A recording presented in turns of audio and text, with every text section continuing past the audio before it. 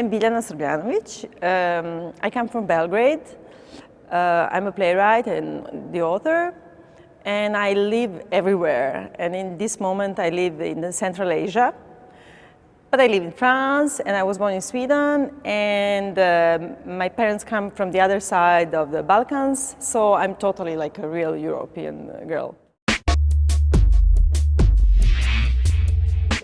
Biljana, the visa requirements for Serbian citizens are repealed since the end of 2009.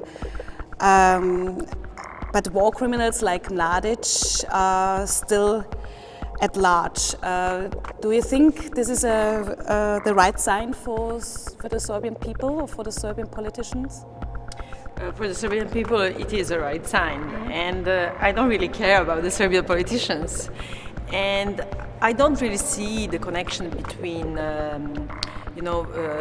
visa abolitions and the search for the war criminals. I believe that it's a necessity of our society to search and to find and to process the final escaped war criminals. And it's above all important for our society, and then it's of course important for the region, and then for the European Union or Schengen space.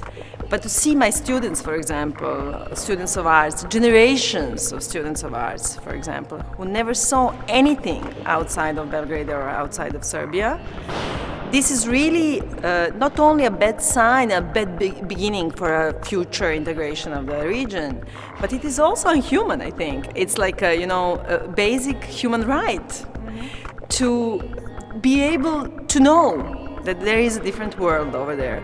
And I think the biggest celebration was for the youngest one. You would say that Serbia is somehow stigmatized because of the No, I would not say that. And I don't think that Serbia is stigmatized anymore. And I think that we didn't pay our due that we have to pay, and especially, to pay a real respect to the victims. We have big discussion now in the parliament about the declaration of a genocide in Srebrenica. And the declaration cannot pass with the word genocide, which I find offensive, and I find in a way a second killing of the victims in Srebrenica.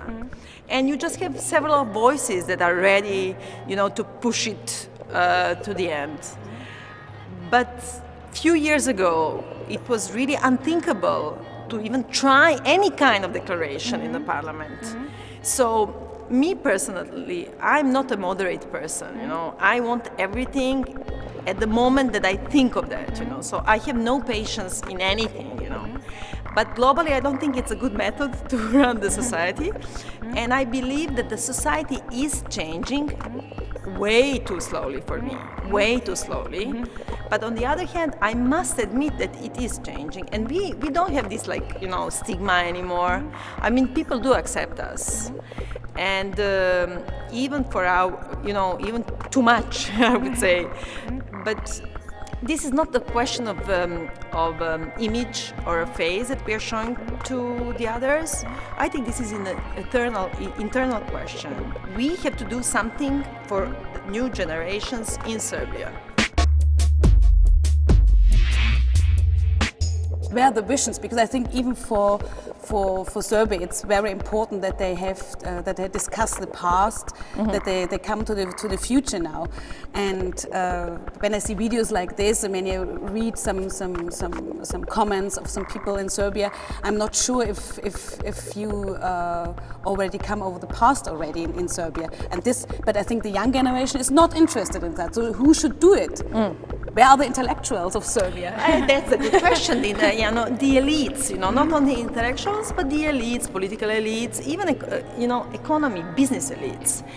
And no one is really interested in that because it doesn't bring any votes, So I would not blame the young generation, I would blame the elites, If you don't have organized discussions in the universities, in the schools, my idea is the first thing to reform the Serbian society is to reform the elementary education.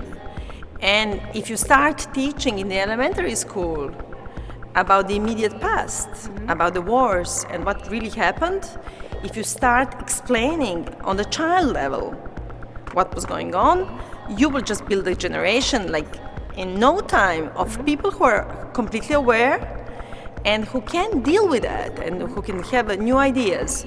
I think that we lost so much time, not so much in the 90s. I mean, it was like an awful period, and this is the heart of the problem.